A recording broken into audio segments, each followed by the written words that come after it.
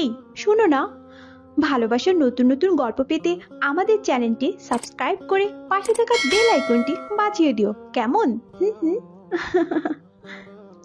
19 বছরের ভালোবাসাকে পায়ে ঠেলে 4 বছরের ভালোবাসার হাত ধরে পালিয়ে এসেছিলাম, তাও আজ থেকে 5 বছর আগে। 4 বছরের ভালোবাসা আর 5 বছরের সংসার, মোট 9 বছর। 9 বছরের ভালোবাসা, হালকা অভিমান, দুষ্টু মিষ্টি ঝগড়া আর অনেকখানি তৃপ্তি দিয়ে একটু একটু করে করা ভালোবাসাময় সংসার। সেখানে আজ থেকে অন্য কেউ রাজত্ব করবে।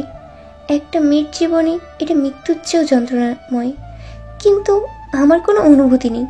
নিজের হাতে আমার বর আর তার নতুন জীবনসঙ্গীর রুমটা নিজের মতো করে সাজিয়ে দিয়েছি। মেয়েটা তো অনেক আশা নিয়ে এই সংসারে পা রাখতে যাচ্ছে, সেখানে আমার ব্যবহার করা জিনিসপত্র ব্যবহার করবে প্রশ্নই আসে না। যদিও তার বরটাই এটো। এই 9 বছরে শুধু ওর জীবনে না, প্রতিটি পশমের গোড়ায় গোড়ায় আমার অস্তিত্ব মিশে আছে। তবে আজ থেকে তার সম্পূর্ণ দাবি ছেড়ে দিলাম। পড়ে থাকতে হবে এই ঘরের কোনো এক কোণায়। আমার চেয়ে আর যাওয়ার কোনো জায়গা নেই। যেখানে বাবা মায়ের ভালোবাসাকে তুচ্ছ করে রাতের অন্ধকারে সায়নের হাত ধরে পালিয়ে এসেছি, সেদিন থেকে তাদের কাছে আমি মৃত। আমার শ্বশুর শাশুড়ি তারাও আমাকে মন থেকে মেনে নেয়নি, তাই তো বিয়ের প্রথম দিন থেকেই আমাদের নতুন সংসার শুরু হয়। কলিং বেলের শব্দে ভাবনা থেকে বাস্তবে আসে তিশা। মাথায় 12 হাত কাপড়ের 13 হাত ঘোমটা দিয়ে দরজা খুলে দিল। মন ভরে নিঃশ্বাস নিল আর নতুন বউয়ের মুখের দিকে তাকিয়ে দোয়া করে দিল, যে পূর্ণতা আমি দিতে পারিনি, সেই পরিপূর্ণতা যেন তোমার দ্বারা হয়। মুচকি একটা হাসি দিয়ে দরজা থেকে সরে দাঁড়ালো তিশা। তার বর নতুন বউয়ের হাত ধরে ভিতরে প্রবেশ করলো। কোনো একদিন তিশাও এভাবে হাতটা আঁকড়ে ধরে এই বাসায় প্রবেশ করেছিল, তবে সেটা তখন শুধু একটা বাসায় ছিল, আর এই মেয়েটা একটা সাজানো গোছানো সংসারে প্রবেশ করলো। পার্থক্য শুধু এটুকুই যে কেউ একটা বাসাকে সংসারে পরিণত করেছে আর কেউ সংসারে রাজত্ব করবে। আপনারা কি ফ্রেশ হয়ে আসেন, আমি খাবার রেডি করতেছি। সায়ন একবার তিশার দিকে আর চোখে তাকালো। হয়তো ভাবছে মেয়েটা অস্বাভাবিক আচরণ করবে, কেঁদে কেঁদে অস্থির হয়ে যাবে, কিন্তু না, মেয়েটা একদম স্বাভাবিক আছে, তবে কেমন যেন অনুভূতি শূন্য মনে হচ্ছে। তিশাও ফ্যালফ্যাল করে তাকিয়ে আছে সায়নের চোখের দিকে, মনে মনে বলছে, সায়ন, শেষ অবধি আমার অনুভূতিটুকুও কেড়ে নিলে। রুমে প্রবেশ করে আশ্চর্য হয়ে যায় সায়ন, আর সাথে নতুন বউ। একদম ঝকঝকা নতুন সামগ্রী দিয়ে রুমটা সাজানো, বিছানার চাদর থেকে শুরু করে রুমের প্রতিটা জিনিস। খাবার রেডি করে ওদেরকে ডাক দিল তিশা। কিছুক্ষণের মধ্যেই রুম থেকে বের হয়ে আসলো ওরা। খাবার টেবিলে সবকিছু সাজিয়ে রেখে আড়ালে দাঁড়িয়ে চোখের জল ঝরাচ্ছে। কেন কাঁদছিস তিশা? তুই যে আগে থেকেই প্রস্তুত ছিলি, তাহলে এভাবে ভেঙে পড়ছিস কেন? ওর পাশে আমি যে কাউকে মেনে নিতে পারি না, আমার দুর্বলতাই তো এই মানুষটা। না, তুই কাঁদবি না, একদমই না। পরবর্তী ঝড়ের জন্য নিজেকে তৈরি করে নি। নিজের অস্তিত্বের সাথে কথা বলে চোখের পানি মুছে নিল। ওদের খাওয়া শেষ, আবারও বুকটার ভেতর হাহাকার শুরু হলো। যে মানুষটা প্রথম লোকমা আমার মুখে না দিয়ে নিজে মুখে ভাত দিত না, আজ সে একবার জানতেও চাইল না আমি খেয়েছি কিনা। কি অদ্ভুত জীবন। সায়ন আর তার নতুন বউ রুমে ঢুকে যখন ঠাস করে দরজাটা লাগিয়ে দিল, মনে হচ্ছে তিশার কলিজায় কেউ ছুরি মেরেছে। ছুরিটা এত বেশি ধারালো যে পুরো হৃদয়টাই ক্ষতবিক্ষত করে দিচ্ছে। একটা বাচ্চাই কি জীবনের সব? আমার প্রতি তোমার ভালোবাসাটা এতই ঠুনকো ছিল? আমিও তো বাবা মায়ের আদরের একমাত্র সন্তান ছিলাম। তোমার জন্য, শুধু তোমার জন্য সে আদর ভালোবাসাকে তুচ্ছ করে তোমার ভালোবাসায় সাড়া দিয়েছি। সব থেকেও কেউ ছিল না আমার, শুধু ভালোবেসে তোমায়। আর আজ সে তুমিও পর করে দিলে আমায়। তোমার কি একটু কষ্ট হবে না গো? ওই বুকে যখন অন্য কেউ লেপ্টে থাকবে, তখন কি আমার অস্তিত্ব বিন্দুমাত্র নাড়া দিবে না তোমায়? এই সংসারে প্রতিটা কোনায় কোনায় তোমার আমার ভালোবাসা লেপ্টে আছে। সেই ভালোবাসাকে অন্য কেউ মুছে দিয়ে নিজের ভালোবাসার সূচনা করবে। বড্ড কষ্ট হয়, অনেক বেশি যন্ত্রণা হচ্ছে। তুমি কি একটু অনুভব করো না আমার অসহনীয় যন্ত্রণাগুলো? কেউ নতুন ভালোবাসা সৃষ্টিতে ব্যস্ত, আর কেউ পুরনো স্মৃতি মনে করে ডুকরে ডুকরে কাঁদে, বালিশে মুখ গুজে। ভালোবেসে বিয়ে করে ভালোবাসা দিয়েই একটা ভালোবাসাময় সংসার সাজিয়েছে দুজন। বিয়ের 2 বছর পর সে ভালোবাসার ফসল হিসেবে একটা ছোট্ট অস্তিত্ব তিশা পেটে ধারণ করে। তখনই বুঝি সুখগুলো উপচে উপচে পড়ছে, আর সেই সুখগুলোকে বুঝি হিংসে হচ্ছিল। তাই তো প্রেগনেন্টের 7 মাসের সময় বাচ্চাটা মিসক্যারেজ হয়ে যায়। সেদিন তিশার চেয়ে সায়ন বোধহয় বেশি কষ্ট পেয়েছিল। ছেলেদের কাঁদতে নেই, কিন্তু সেদিন সায়ন হাউমাউ করে কাঁদতে দেখেছে। কতটা অনুভূতি থাকলে ছোট্ট একটা অস্তিত্বকে এত ভালোবেসে ফেলা যায়। তবুও সায়ন নিজের কষ্টগুলোকে চেপে রেখে তিশাকে সবসময় সাপোর্ট দিয়ে শান্ত রাখার চেষ্টা করেছে। এই 3 বছরে আরো 3 বার বাচ্চা মিসক্যারেজ হয়ে গেছে। প্রথম সায়ন সাপোর্ট করলেও ইদানিং সেও খুব অমনোযোগী তিশার প্রতি। তিশার প্রতিটা কাজেই সে বিরক্ত। অনেক ডাক্তার দেখানোর পরও কোনো সমাধানই পাচ্ছে না। তাই তো সায়ন আশা ছেড়ে দিয়েছে। আগের মতো আর ভালোবাসা নেই। ভালোবাসাময় সংসারটা যেন একটু ভালোবাসার জন্য হাহাকার করছে। যেই মানুষটার বুকে শুয়ে স্বপ্ন বনে রাত পার করত, সেই মানুষটাই এতটাই বদলে গেছে যে সামান্য খেয়ালটুকু রাখে না। অফিস থেকে লেট করে ফেরে, ঠিকমতো কথা বলে না। তিশা নিজের থেকে কথা বললেও দায়সারার জবাব দেয়। বাসায় এসেই মেসেজের টুংটাং শব্দে মেতে ওঠে সায়ন, আর সেই শব্দে জ্বলে পুড়ে ছাই হয়ে যায় তিশা। ধীরে ধীরে বুঝতে পারল তার প্রয়োজন ফুরিয়ে আসছে, আর তাই সেই ধারণা অনুযায়ী আজ নতুন বউ নিয়ে ফিরল সায়ন। হ্যাঁ, এর জন্য দায়ী তার অক্ষমতা, কারণ সে মা হতে পারে না। সায়নকে বাবা হওয়ার সুখটা দিতে সে অক্ষম। কেঁদে কেঁদে সারা রাত কাটিয়ে দিয়েছে। পেটের উপর হাত রাখলো। আজও সে প্রেগনেন্ট, কিন্তু তার কোনো ভরসা নেই। হয়তো 2-1 মাস পর এটাও মিসক্যারেজ হয়ে যাবে। ফজরের নামাজ আদায় করে নিল, আল্লাহর কাছে দুহাত তুলল। ইয়া আল্লাহ, বাবা মায়ের একমাত্র সন্তান হয়েও তাদেরকে নিঃস্ব করে দিয়েছি। তার বিনিময়ে তো আমাকেও বারবার সন্তানহারা করে দিয়েছো। আমি খুব পাপী গো আল্লাহ, আমি খুব নিঃস্ব। অন্তত এবার এই অসহায়ের প্রতি একটু সদয় হও। আমার পেটের ধন আমার বুকে এনে দাও। এই পোড়া মনটাই একটু আশার আলো জ্বালিয়ে দাও। বেঁচে থাকার এই শেষ সুযোগটা কেড়ে নিও না। দুহাত তুলে আল্লাহর কাছে অঝরে কেঁদে কেঁদে সাহায্য চাইল। আরো কিছু টাইম প্রার্থনায় কাটালো।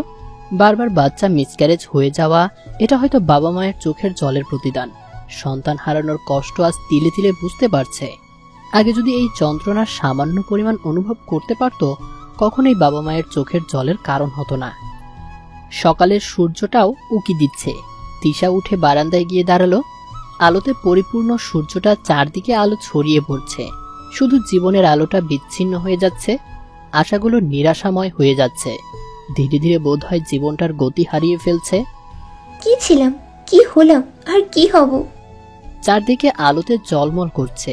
এতক্ষণে শান্ত নগরটা ব্যস্ত হয়ে উঠেছে। ধীর পায়ে কিচেনে ঢুকে নিজেও ব্যস্ত হয়ে পড়ল। বিয়ের পর থেকে সায়ন এমন কোনো দিন ছিল না শান্তিতে রান্না করতে দিত। বউ, এই বউ, সকাল সকাল আবার চালানো শুরু করে দিয়েছো? রেগে যাচ্ছ কেন? ছি ছি, ঘেমে একাকার হয়ে গেছি। আর উনি চুমু খাচ্ছে। ভালো লাগে তোমার ঘামে ভেজা মুখটা। ঠোঁটের ছোঁয়ায় মুছে দেওয়ার লোভটা সামলাতে পারলাম না। সকাল সকাল লেখামি একদম ডিস্টার্ব করবে না। উফ, নো ন্যাকামি, শুধু হেল্প করছি। হেল্প না চাই, আমার কাজের 12টা বাজাচ্ছে। এই, একদম বকবক করবে না। তাড়াতাড়ি রান্না করো, অফিসে দেরি হয়ে যাবে। তাহলে ছাড়ো। উফ, এভাবেই? দূর চাই যত মুসিবত। এভাবেই প্রতিটা সকালের রান্নায় সায়ন হেল্পের নামে চালিয়ে মারত। সায়ন পিছন থেকে জড়িয়ে ধরে রাখত, কখনো বা চুলগুলো ছেড়ে মুখ গুজে দিত। তিশা মুখে মুখে যতই রাগ দেখাতো, কিন্তু অন্তরে ভিন্ন অনুভূতি বয়ে যেত। আর কখনো হয়তো এই মুহূর্তগুলো ফিরে আসবে না। পিছু তাকালেই শুধু অতীত হাতড়ে বেড়ায়। রান্না প্রায় শেষ। এখন ওনাদেরকে ডাকা উচিত, বাট মেয়েটার নামটাই তো জানা হলো না। আনমনা ভাবতে ভাবতে হঠাৎ রান্নাঘরে কিছু ভাঙার শব্দে পিছু ফিরে তাকালো তিশা। কাচের বাটি ভেঙে টুকরো টুকরো হয়ে গেছে। মেয়েটা সেই কাচের টুকরো গোছাতে ব্যস্ত হয়ে পড়ল। আরে রে, করছো কি? হাতে বিঁধে যাবে তো। সরো তো দেখি, আমি পরিষ্কার করে দিচ্ছি। সরি, আসলে আমি খেয়াল করিনি। সরি কেন? তোমার সংসার তুমি ভাঙবে, তুমি করবে। হঠাৎ করে কেউ তো আর পাক্কা ঘরোয়ালি হয়ে আসে না। আমাকে শিখিয়ে দেন, বাকি খাবারগুলো আমি তৈরি করে দিই। তুমি এ বাসায় নতুন, অন্তত কয়েকটা দিন বিশ্রাম করো, তারপর না হয় এসব কাজবাজ কইরো। তোমার বার উঠেছে? তোমার বর শব্দটা শুনে মেয়েটা অদ্ভুতভাবে তাকালো। তিশা খানিকটা হাসলো ওর এভাবে চেয়ে থাকতে দেখে। কি হলো, যাও ওনাকে উঠিয়ে নিয়ে আসো। ও ভালো কথা, তোমার নামটাই তো জানা হলো না। হেনা। তোমার নামের মতোই তুমি খুব মিষ্টি। আপু। কি কিছু বললি? ভয় পেও না, আগলে যখন রাখতে পারিনি তখন আর কেড়ে নিব না। তোমার সংসার তুমি বুঝে নাও, তবে কাজের লোক হিসেবে থাকতে দিও। বুঝোই তো পালিয়ে এসেছি, সো আর কোনো আশ্রয় নেই। তবুও যদি তোমাদের বিশেষ অসুবিধা হয় তাহলে নয় ঠিকানা খুঁজে নেব। আল্লাহ দুনিয়াতে আর না হোক 3.5 হাত জায়গা তো পাবো। হেনা যতই তিশাকে দেখছে ততই যেন অবাকের মাত্রা ছাড়িয়ে যাচ্ছে। একটা মানুষ কতটা কঠিন হলে এভাবে স্বাভাবিক থাকতে পারে। স্বামী এমন একটা মূল্যবান ধন, মেয়েরা সব ভাগ দিতে রাজি, শুধু স্বামী ছাড়া। আর সেখানে তিশা যেন অনুভূতিহীন মানবী। এই একটা মাসে অনেকটা খাতির জমিয়ে ফেলেছে হেনার সাথে, যদিও সেদিনের পর থেকে কখনো সায়নের মুখটা দর্শন করেনি। সর্বদা সতর্ক থাকে যাতে মৃত্যুর আগে কখনোই মানুষটার মুখটা সামনে না পড়ে। বড্ড ঘৃণা হয় কতটা নিচ মেন্টালিটির হলে এমন জঘন্য কাজ করতে পারে। আরে তোমায় ভালোবেসে তো সব ছেড়েছি, আর দিনের শেষে তুমি আমাকে ছেড়ে দিলে। খুব বেশি বেঈমান তুমি। সায়ন বাসায় এসে প্রায়ই আর চোখে তিশাকে খুঁজে বেড়ায়। মাঝে মাঝে ওর মুখটা দেখতে ইচ্ছে করে, কিন্তু বাসায় থাকলে তো তিশা রুম থেকে বেরই হয় না, আর খাওয়া দাওয়া তো দূরের কথা। আর যদি কখনো মুখোমুখি হয়েও যায় তখন 12 হাত কাপড়ের 13 হাত ঘোমটা টেনে দেয়। এভাবে একটা মানুষ বন্দি থাকলে তো আর স্বাভাবিকতা হারিয়ে ফেলবে। তাই সময় পেলেও খুব কম টাইমটাই বাসায় থাকে সায়ন, তবে মনে মনে শান্তিও পায়।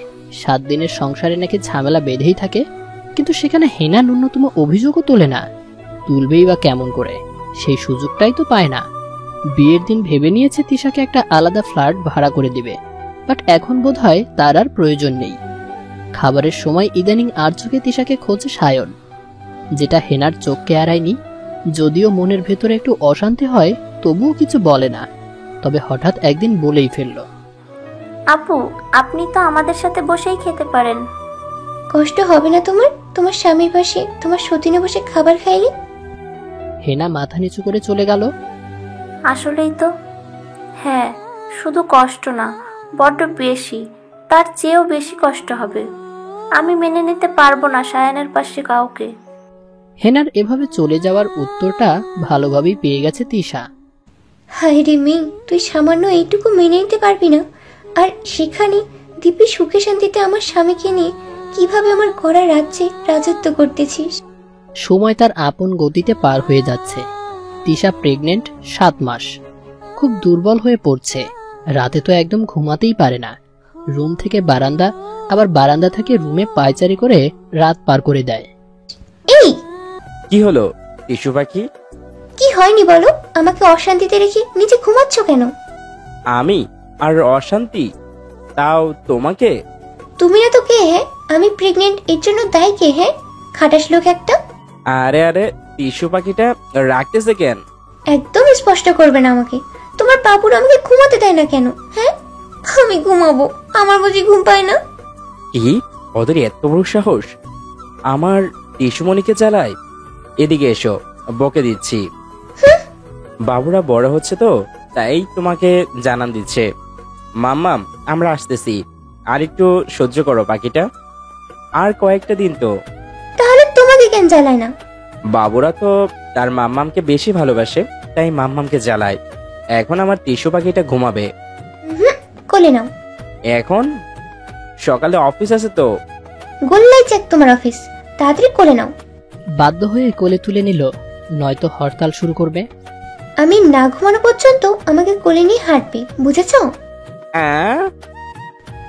না হ্যাঁ, তোমার বাবুরা যতক্ষণ আমাকে জ্বালাবে ততক্ষণ তোমাকে আমি জ্বালাবো। ফিক করে হেসে উঠল তিশা। তিশার হাসির শব্দে শাশুড়ি জেগে উঠেছে। কি রে মা, কি হইল? হাসতেছিস কেন? শাশুড়ির কথায় হুঁশ পেরে ফেল তিশা। সে তার অতীত হাতড়ে বেড়াচ্ছিল এতক্ষণ। ইস, কতটা যত্নে গড়া ভালোবাসা আজ তার সবই অতীত। সায়ন যদি পাশে থাকতো তাইলে আজও এভাবে জ্বালাতো। চোখ বুজে ঘুমানোর চেষ্টা করছে। মেয়েটার মুখের দিকে তাকিয়ে বড্ড মায়া হচ্ছে। কোন পাপের বিনিময়ে এমন সন্তানের মা হলো কে জানে। হঠাৎ বিয়ে করে নিয়ে আসার জন্য মানতে পারেনি মেয়েটাকে, কিন্তু তবুও কখনো তো ছেড়ে দিতে বলেনি। এমন ছেলের মা পরিচয় দিতেও বিবেকে বাধা দেয়। তিশার মাথায় হাত বুলিয়ে দিচ্ছে শাশুড়ি, আর তিশার দু চোখ দিয়ে অশ্রু ঝরছে। কতদিন কারো ভালোবাসার স্পর্শ পায়নি। আটকাতে পারলি না রে মা? যে যেতে চাই তাকে আটকে কয়দিন রাখা যায়? বুঝি না বাপু, তোরা এ যুগের হয়েও এমন কাজ কেমনে করলি? একটা বাচ্চা তো অ্যাডবও নিতে পারতি। বলেছিলাম মা, তবে অক্ষমতা তো আমার, তার তো আর না। কষ্ট হয় না এখানে থাকতে? বড্ড কষ্ট হয় মা। যাবি আমার সাথে? তিশার চোখে মুখে হাসির ঝিলিক ফুটে উঠেছে। যাবে না মানে একটা আশ্রয়ের অভাবেই তো এখানে পড়ে থাকা। সকাল থেকে তিশা যাবতীয় যা যা প্রয়োজন আর কি সব গুছিয়ে নিচ্ছে। বিকেলে রওনা দিবে শাশুড়ির সাথে। শাশুড়ি নামাজ পড়ছে, হেনা শাওয়ার নিচ্ছে, আর এদিকে অনবরত কলিং বেল বেজেই চলেছে। তাই এক প্রকার বাধ্য হয়েই দরজা খুলে দিয়ে তাড়াতাড়ি সরে যেতে নিলে, কাপড়ের সাথে পা আটকে পড়ে যেতে নিলে কেউ একজন ধরে ফেলল। স্পর্শটা তিশার খুব ভালোভাবেই চেনা। কিছুক্ষণের জন্য যেন জমে বরফ হয়ে গেল।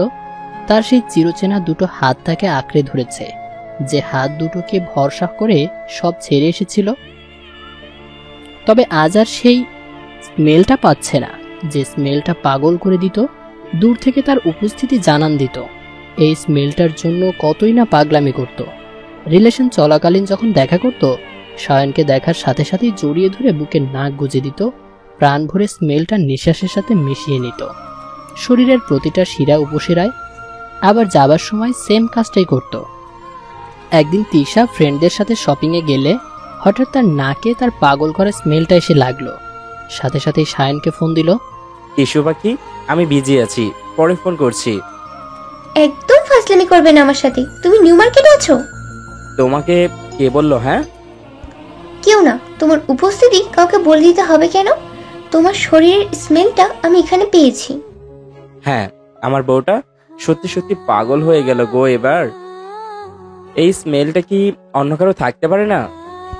না, পারে না। আমার হৃদয়ে হৃৎপিণ্ডের চাইতেও অনেক গভীরে, রক্ত আর শিরা উপশিরারও অনেক গহীনে যে অস্পর্শ অবিনশ্বর রুহু আছে, সেই রুহু বিন্দুর সাথে মিশে আছে তোমার স্মেল। সেই অনুভূতিটা কি মিথ্যে হতে পারে? শপিং মলের আড়ালে দাঁড়িয়ে কথাগুলো শুনতেছিল সায়ন। শুধু শুনতেছিল না, প্রাণ ভরে অনুভব করার চেষ্টা করতেছিল। কতটা ভালোবাসলে এতটা সিরিয়াস হতে পারে। তিশা কথাগুলো শেষ করে সামনে তাকানোর সাথে সাথেই থমকে যায়। সায়ন দুহাত দুদিকে ছড়িয়ে দাঁড়িয়ে আছে। তিশা চোখ বুজে এক দৌড়ে সায়নের বুকে জায়গা করে নিল। হ্যাঁ, তার অনুভবগুলো ঠুনকো নয়। এত ভালোবাসিস কেন পাগলি? যেদিন ব্যাখ্যা করতে পারবো সেদিন তুমি আমি ভালোবাসাময় রেকর্ড করব। চোখ দুটো ভিজে উঠল তিশার। সায়ন চোখের পানি মুছিয়ে দেওয়ার স্পর্শে হকচকিয়ে উঠল সে। চোখ মেলে তাকিয়ে সায়নের সাথে চোখাচোখি হয়ে গেল। চোখগুলো নামিয়ে ফেলল তিশা। এই দৃষ্টিতে ডুবে গিয়ে আজ খসরত দিতে হচ্ছে। বড্ড ঘৃণা করে এই দৃষ্টিটাকে আজ। দেখে চলতে পারো না? দেখতে দেখতে বড্ড ক্লান্ত। এবার না হয় না দেখি বাকিরা জীবন পার করলাম। যদি পড়ে যেতে? বেশি কিছু হলে মরে যেতাম, সেইটুকু তো বাকি আছে। খুব যত্নে নিজেকে ছাড়িয়ে নিয়ে সায়নের দৃষ্টির আড়ালে চলে গেল। সায়ন চেয়ে আছে ওর যাওয়ার পানে। কতদিন পর মুখটা দেখছে হিসাব নেই, আর হিসেব করার সময়ও বা কোথায়। বেশ ভালোই আছে নতুন সঙ্গিনীকে নিয়ে। তবে বুকের ভেতর হঠাৎ চিনচিনিয়ে ব্যথা অনুভব করে। এই কি সেই তিশা যার কাজল টানা চোখের জালে আটকে গিয়েছিলাম? আজ আর চোখে কাজল নেই, কিন্তু চোখের নিচে কষ্টের কালো ছাপ পড়ে আছে। ভালোবাসা দিয়ে গড়া ভালোবাসাময় পৃথিবীটা আজ ছেড়ে যাবে। তিশা ফ্ল্যাটের প্রতিটা কোনায় কোনায় হাত ছুঁয়ে দিচ্ছে। আর কখনো ফেরা হবে না তার নিজের হাতে গড়া স্বপ্নের স্বর্গে। স্বর্গটা আজ অন্য কারোর দখলে। কি দরকার আর মিছে মায়া বাড়িয়ে? মায়া বাড়িয়ে যখন লাভ নেই, তখন না হয় মায়া কাটিয়েই নিবে। হেনা, আসবো? জি আপু, আসেন। নাও ভাই, তোমার সবকিছু বুঝে নাও। থাক না আপনার কাছে। এত মূল্যবান জিনিস বহিবার শক্তি বা ইচ্ছে কোনোটাই নেই। আর তাছাড়া আমি চলে যাচ্ছি, তাই তোমার জিনিস তোমাকে বুঝিয়ে দিয়ে যাই। চলে যাচ্ছেন মানে? হ্যাঁ, মা বলেছে ওনার সাথে আমি থাকতে পারবো। আর শুধু শুধু তোমাদের সংসারে ঝামেলা নাইবা করলাম। আর তাছাড়া তোমাদের প্রাইভেসিরও প্রয়োজন আছে। যদিও এতটা দিন তোমাদের সাথে ছিলাম, কি করব বলো? উদ্দেশ্যহীন পথে তো আর পা বাড়ানো যাবে না। আর এখন যেহেতু একটা ঠিকানার সন্ধান পেয়েছি, সো এবার সংসার ছাড়া উচিত। সায়নের দেওয়া সকল গহনা তিশার হাতে তুলে দিল। যদিও এগুলো আমি ব্যবহার করেছি, কিন্তু এগুলো তোমার বরেরই কিনে দেওয়া। তুমি না হয় ভেঙে নতুন করে গড়ে নিও। বর তো আপনারও, এগুলো আপনার কাছেই রাখা উচিত। আর আপনার গহনা আমি কেন নিব? উচিত অনুচিত বোঝার মতো পরিস্থিতিতে নেই আমি। সবচেয়ে দামি জিনিসটাই তো নিয়ে নিলে। তার দেওয়া ঠুনকো স্মৃতির বোঝা আমার কাছে নাই রাখলাম। আপনি ওনার কাছেই দিয়ে যায়েন। তার মুখ দর্শন করার ইচ্ছা আমার নেই বই। আর শোনো, তোমার প্রতি মায়া জন্মায় গিয়েছে। অন্তত সপ্তাহে একবার আমি ফোন দিয়ে চালাবো। বিরক্ত হলেও একটু কথা বলো। ভালো থেকো, সংসারটা সাবধানে রেখো। তোমার কাছ থেকে যেন কেউ কেড়ে না নেয়। তিশা রুম থেকে বের হয়ে আসলো। হেনা ওর যাওয়ার পানে চেয়ে আছে। শেষ উক্তিটা কি আমাকে অভিশাপ হিসেবে দিয়ে গেল? সায়ন বিকেলে 4টা বাজে গাড়ি নিয়ে বাসার সামনে আসলো। মায়ের জন্য অপেক্ষা করছে। খুব কষ্টে বাসার বাইরে পা রাখলো তিশা। এই মুহূর্তে যদি তার রুহটা বের হয়ে যেত, তাইলেও বোধহয় এতটা কষ্ট হতো না। বারবার পাটা থমকে যাচ্ছে, ছেড়ে যাচ্ছে সে তার আপন ঠিকানা। ইস, মনে হচ্ছে ঘুমের ঘরে স্বপ্ন দেখছে। এই বুঝি স্বপ্নটা ভেঙে যাবে, আর তখন তিশা ফুপিয়ে ফুপিয়ে কাঁদবে। সায়ন তিশাকে বুকের মাঝে টেনে নিয়ে আদর করে দিবে। এই পাগলি, কি হলো? তুমি জানো না বড্ড কষ্ট হয় তোমার চোখের জল দেখলে। এই দেখো কতটা কাছে আছি, তবু কেন ভয় পাচ্ছ? টিসু পাখি, কেঁদো না, সারা জীবন পাশে থাকবো। কিন্তু না, সে ঘুমের ঘরে নেই। সে এখন কঠিন বাস্তবতার মাঝে আছে। এক বুক আশা, সারা জীবন একসাথে থাকার শপথ করে সায়নের দুহাত আঁকড়ে ধরে পা রেখেছিল। ভেঙে গেছে শপথ আজ। হয়ে গেল জীবনটা গতিহারা। নীরের ঠিকানা তার জন্য না। শিমুল তুলার মতো উড়ছে জীবনটা। আদৌ তার বিরতি আছে কিনা? গেটের সামনে আসার সাথে সাথে সায়নের চোখগুলো ছানা ভরা। তিশার পেট অস্বাভাবিকের চেয়ে অনেকটা বড়। তাহলে কি তিশা প্রেগনেন্ট? আর ও চলে যাচ্ছে কেন? এখানে ওর সমস্যা হচ্ছে কোথায়? গাড়িতে উঠে তিশা ওর শাশুড়ির পাশে বসলো। সায়ন মুখোমুখি ভিন্ন সিটে। তিশা একবারও ওর দিকে তাকালো না, একদম স্বাভাবিক হয়ে বসে আছে। সায়ন কেন যেন ফ্যালফ্যাল হয়ে তিশার দিকে তাকিয়ে আছে। ওদেরকে স্টেশনে পৌঁছে দিয়ে সায়ন বাসার দিকে পা বাড়ালো। বুকটা একটু শূন্য লাগছে, কিন্তু কেন লাগছে তা জানা নেই। তার তো সবই আছে। শ্বশুর শাশুড়ির সাথে দিনগুলো ভালোই যাচ্ছে তিশার। নিজের মেয়ের মতো খেয়াল রাখছে তারা। এর মাঝে একবার ফোন দিয়ে হেনার সাথে কথা বলেছে, তারপর নিজের থেকেই যোগাযোগ অফ করে দিয়েছে। হেনার সায়নের সংসার খুব সুখেই কাটছে। হেনা প্রেগনেন্ট, নিয়মিত চেক আপ করছে, সবকিছু স্বাভাবিক আছে। তিশাকে এক প্রকার ভুলেই গেছে সায়ন। তিশা নামের কেউ একজন যে ছিল কখনো এমনটা তার ধারণায়ও আসে না। বেশ আছে তার বউ আর অনাগত সন্তান নিয়ে। আর কয়েকটা দিন তিশার কোল জুড়ে আসবে তার বেঁচে থাকার শেষ আশা। মাঝে মাঝে খুব ভয় হয়, এতটা পথ এসে আল্লাহ যদি কেড়ে নেয়, কি নিয়ে বাঁচবে? বাঁচার জন্য তো প্রেরণা প্রয়োজন, আর তার অনাগত সন্তানই তার সেই প্রেরণা। খুব জ্বালায় বাবুটা। ইস, কবে যে বুকে পাবে, ছোট্ট দুটো কোমল হাত ছুঁয়ে দিবে। বুক ভরা আশা নিয়ে বেঁচে আছে তিশা। শরীরটা বেশি ভালো যাচ্ছে না, মা বাবাকে খুব মিস করছে। আজ অনেকদিন পর মায়ের নম্বরটা ডায়াল করলো। হ্যালো মা। কে তুমি? ভুল নাম্বারে কল করেছো। আমার কোনো সন্তান নেই। সেই জন্যই বুঝি আমাকে বারবার সন্তানহারা করে দিচ্ছ? ফোনটা কাটতে গিয়েও থেমে গেল তিশার মা। ফোনটা কানে চেপে রেখেছে। শেষবারের মতো কিছু একটা চাইবো। জলদি বল, আমি বিজি আছি। আমার উপর থেকে অভিশাপটা তুলে নাও। অভিশাপ? তোমাকে যেমন সন্তানহারা করে দিয়েছি, তেমনি আমাকে উপরওয়ালা একবার না বারবার সন্তানহারা করে দিচ্ছে। এই অনাগন্ত সন্তান ছাড়া আমার আর কেউ নেই। প্লিজ কেড়ে নিও না। তোমার অভিশাপ দ্বারা আমার বাচ্চাটাকে আমার যে আর বেঁচে থাকার অবলম্বন থাকবে না। কাঁদতে কাঁদতে ফোন কেটে দিল তিশা। মেয়ের কণ্ঠটা তার কাছে অস্বাভাবিক মনে হচ্ছে। তার মন বলছে তার কলিজার টুকরো ভালো নেই, দুনিয়াতে একমাত্র মা হচ্ছে অলৌকিক শক্তি, যে চোখের চাওয়ার সন্তানের মুখের ভাষা বুঝে নেয়। মেয়ের কান্না জড়িত কণ্ঠ তাকে বড্ড জ্বালা দিচ্ছে। হয়তো অত্যাধিক কষ্ট পেয়েছে, কিন্তু তিশা অশান্তিতে থাক এমনটা ভুলেও ধারণায় আসেনি। খোঁজ নিয়ে মেয়ের অসহ্যকর অবস্থা শুনে বুকটা ফেটে যাচ্ছে তার মেয়ের এখন তাকে প্রয়োজন। হ্যাঁ, বড্ড বেশি প্রয়োজন। অনেক অভিমান করেছে, আর না, তার বুকে এনে রাখবে তার মেয়েকে। তিশার বাবাকে বলার পর সেও মুখটা ফিরিয়ে রাখতে পারেনি। বেরিয়ে পড়েন মেয়ের শ্বশুরবাড়ির উদ্দেশ্যে। মেয়েকে দেখে চোখ দিয়ে অঝরে জল পড়ছে, আর অপ্রস্তুতভাবে বাবা মাকে দেখে নিজেকে সামলাতে পারেনি তিশা। বাবা মাকে জড়িয়ে হাউমাউ করে কাঁদছে, আজ যেন সকল কষ্ট, মান, অভিমান চোখের জলের সাথে ধুয়ে মুছে যাচ্ছে। তিশাকে নিয়ে যাবে তারা, শ্বশুর শাশুড়ি বাধা দিতে চেয়েও পারল না। এই কয়দিনে মেয়েটা বড্ড মায়া জন্মায় ফেলেছে। মিথ্যে সুখের সন্ধানে একদিন যে বাড়ি ছেড়ে এসেছে, আজ আবার সেই বাড়িতেই পা রাখছে একটু সুখের আশায়। বাবার বাড়িতে দিনগুলো ভালোই কাটছে, হয়তো মনের সুখটা নেই, তবুও ভালো আছে। প্রেগনেন্টের পর থেকে হেনা বাসায় থাকতে থাকতে বোর হয়ে যাচ্ছে। সায়ন বাসায় আসার সাথে সাথেই আদুরে গলায় কোথাও ঘুরতে যাওয়ার আবদার করে বসলো। বিকেলে রেডি হয়ে বেরিয়ে পড়ল তারা।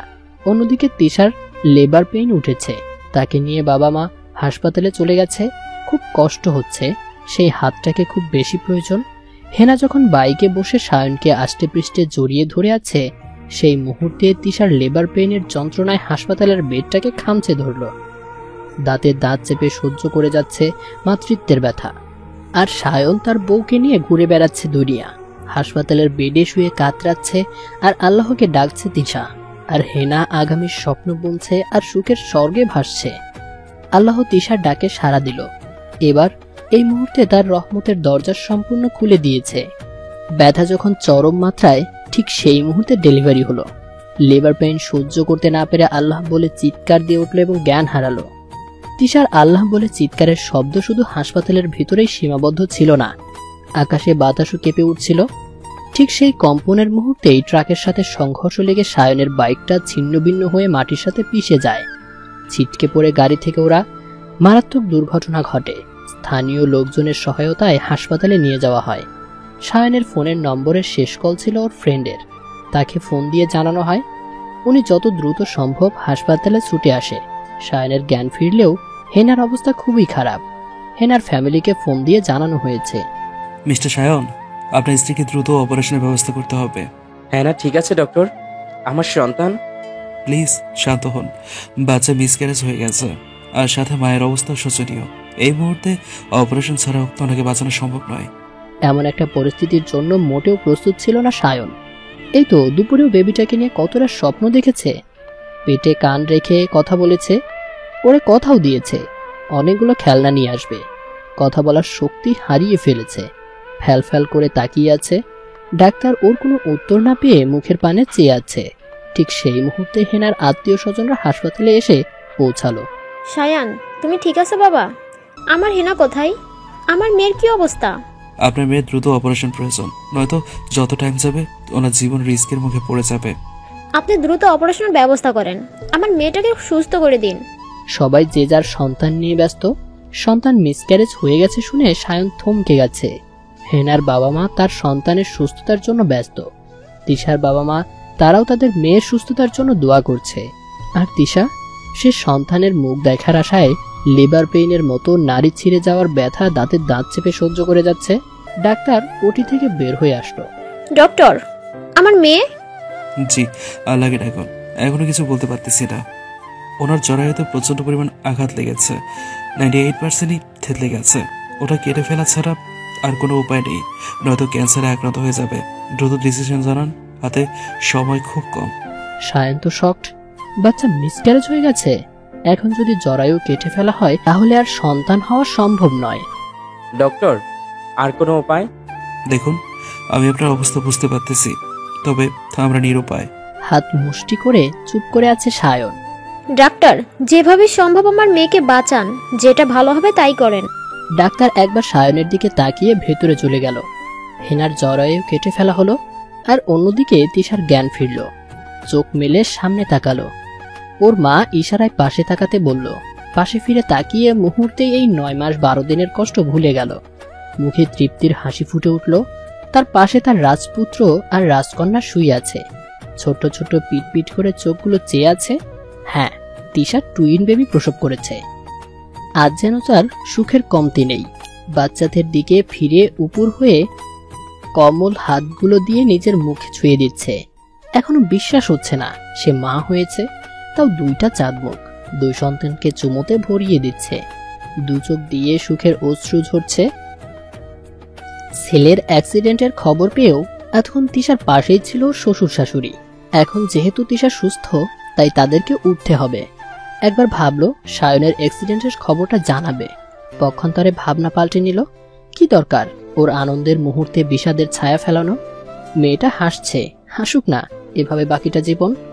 নাতি নাতনিকে আদর করে কিছুক্ষণ, তারপর বিদায় নিয়ে চলে গেল। হেনার অপারেশন কমপ্লিট। কিছুক্ষণ আগে বেডে দেওয়া হয়েছে, ঘুমের ইনজেকশন দিয়ে ঘুম পাড়িয়ে রাখা হয়েছে। এখনো জ্ঞান ফেরেনি। বাবা মাকে দেখে সায়ন জড়িয়ে ধরল। বাবা তুই ঠিক আছিস তো? হ্যাঁ মা, ঠিক আছে মা। মা গো, আমাদের বেবিটা নেই। হেনার কখনো মা হতে পারবে না। তিশার টুইন বেবি হয়েছে। মাকে ছেড়ে অবাক দৃষ্টিতে তাকিয়ে আছে। মা? হ্যাঁ রে, তুই যখন অ্যাক্সিডেন্টের কথা জানালি ঠিক তখন আমরা হাসপাতালে ছিলাম। এই 2 হাত দিয়ে ছুঁয়ে এসেছি, আদর করে এসেছি, একদম 2টা চাঁদ মুখ। তিশার যেহেতু নর্মাল ডেলিভারি ছিল, তাই হাসপাতালে বেশিক্ষণ রাখার প্রয়োজন ছিল না। আর তাছাড়া মা সন্তানরা 3 জনেই সুস্থ, তাই ওদেরকে বাসায় নিয়ে আসা হলো। তিশার বাবুদেরকে দেখার জন্য সব আত্মীয় স্বজনরা আসছে। আজকে বাবুদের নাম রাখা হবে। তিশার সব কাজিনরা এসে নাম সিলেক্ট করছে। কারো নাম কারোই পছন্দ হচ্ছে না। ওদের পাগলামি দেখে তিশা হাসছে। আচ্ছা, আমরা নাম নিয়ে এভাবে ঝগড়া না করে আগে আপুর কাছে জিজ্ঞেস করে নিই। তিশা বাবুদের খাওয়াচ্ছে। ওরা সবাই রুমে গিয়ে ঘিরে বসলো। আপু, তোমার আর দোলা ভাইয়ের কোনো পছন্দ করে নাম রাখা আছে? তিশা চমকে উঠল। এই কি হলো টিসু পাখি? তোমার ছেলে লাথি মেরেছে আমাকে। আরে কোথায় লাথি মেরেছে? দেখি, আদর করে দিচ্ছি। এই একদম না, তুমি একটু খারাপ লোক, শুধু জ্বালানোর ধান্দায় থাকো। তোমার ছেলেটাও একদম তোমার মতো। এই 1 মিনিট। ছেলে মানে? আমার একটা ছোট্ট টিসু পাখি চাই। না, আমার একটা জুনিয়র সায়ন চাই। বলছি না মেয়ে বাবু। না, ছেলে বাবু। ওই কুত্তা, একদম উল্টা বলবি না। বাবাই আসবে, বাবাই। উফ, মাম্মা আসবে, মাম্মাম। তিশা রাগ করে মুখ ফুলিয়ে অন্যদিকে ফিরে আছে। সায়ন তিশাকে জড়িয়ে ধরল। টিসু পাখিটা রাগ করেছে? রাগ করে না টিসু পাখিটা আমার।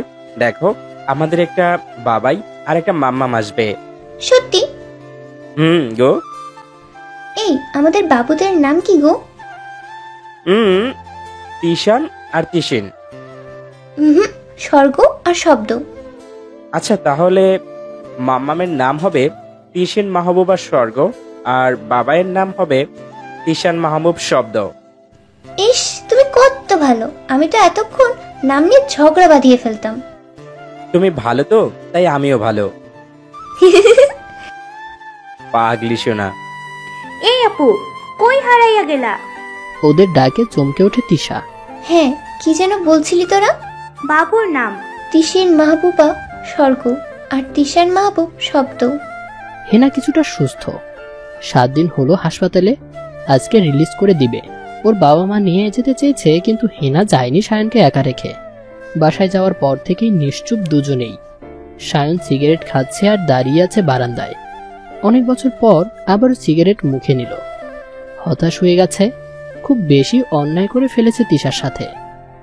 তিশা হয়তো কখনো ক্ষমা করবে না, কিন্তু একবার ইচ্ছে করছে বাচ্চাগুলোকে দেখার। ইস, না জানি কত মিষ্টি হয়েছে। কেন পারলাম না ধৈর্য ধরতে? আর আজ যখন হেনার চিরদিনের মতো মা হওয়ার ক্ষমতা চলে গেছে, এখন কিভাবে থাকবো? হেনা খুঁড়িয়ে খুঁড়িয়ে হেঁটে গিয়ে হাত রাখলো পিঠে।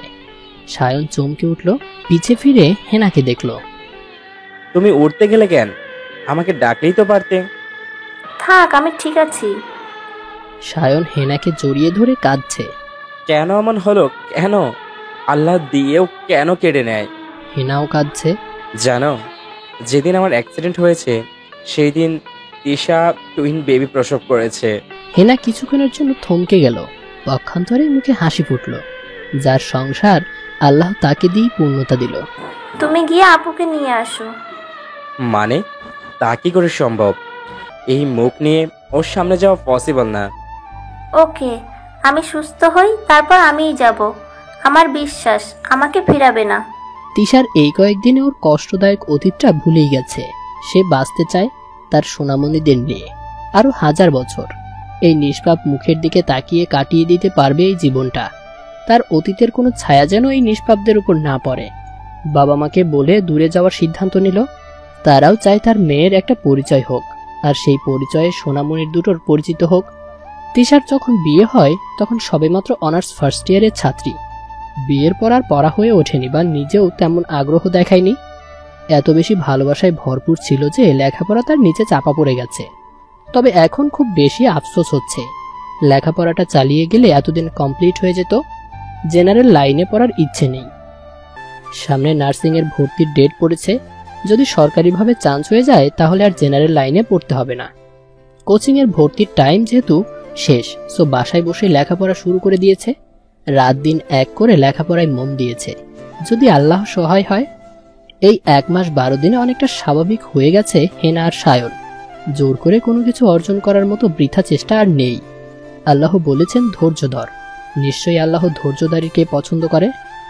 ধৈর্যের পরীক্ষায় আমি বিফল হয়েছি, তাই আল্লাহ এত বড় শাস্তি দিল। হয়তো পরিস্থিতি স্বাভাবিক, শান্ত হয়ে আসছে, কিন্তু মনের ভিতরে যে অশান্তির আগুন জ্বলতেছে তা নিভাবে কি করে? অনেক বড় অন্যায় করে ফেলেছে তিশার সাথে, যার শাস্তি ইহকাল পরকাল দুকালেই পেতে হবে। তিশা তার বাচ্চা আর লেখাপড়া নিয়ে এতটাই ব্যস্ত যে ভুলেও পিছু ফিরবার অবকাশ পায় না। তিশা আদৌ কখনো সায়ন বা হেনা কাউকেই অভিশাপ দেয়নি, কিন্তু তিশার বুকের ভেতর যে মেঘ সৃষ্টি করে দিয়েছে সায়ন, দিনের শেষে বৃষ্টির ন্যায় অভিশাপ স্বরূপ ঝরে পড়ে চোখের জল। চোখের জলের চেয়ে বড় অভিশাপ দ্বিতীয় কিছু আর হয় না। দুনিয়াতে সেই বড় অপরাধী যার দেয়া কষ্টের কথা মনে করে জায়নামাজে মোনাজাতে 2 ফোঁটা চোখের জল গড়িয়ে পড়ে। বাচ্চাদের খাইয়ে মায়ের কাছে দিয়ে রুমে এসে বই নিয়ে বসলো তিশা।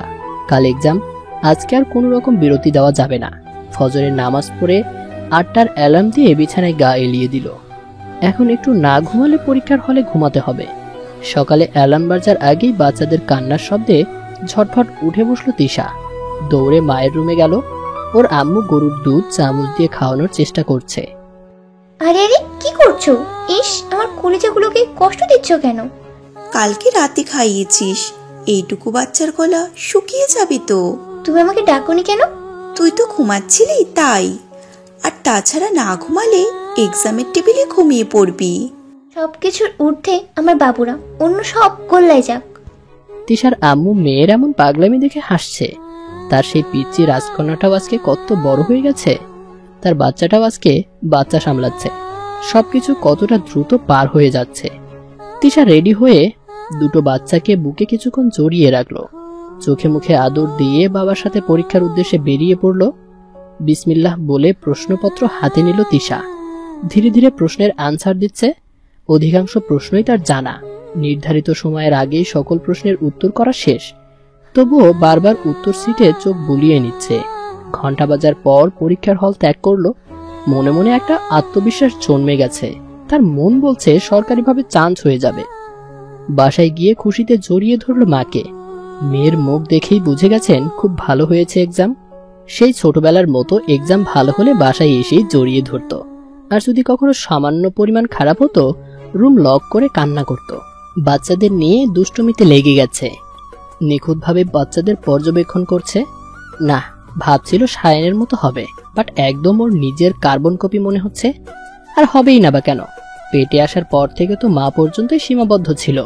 কখনো বাবার সংস্পর্শ তো দূরের কথা, দেখাই মেলেনি। মামুনির উপর রাগ করিস না সোনারা। বাবার থেকে আলাদা বলে কষ্ট পাসনি। তোদের মামুনি দুজনের ভালোবাসা একাই পোষাইয়া দিবে। বাচ্চাদের সাথে অনবরত কথা বলেই যাচ্ছে। আর বাচ্চা দুটো ছোট ছোট হাত পা নাড়াচাড়া করে মামুনিকে ছুঁইয়ে দিচ্ছে। কিছুক্ষণ পর ঘুমিয়ে গেল। তিশার মন খারাপ করে গাল ফুলিয়ে বসে আছে। এই কয়েকদিনে মেয়েকে মন খারাপ করতে দেখেনি তিশার মা।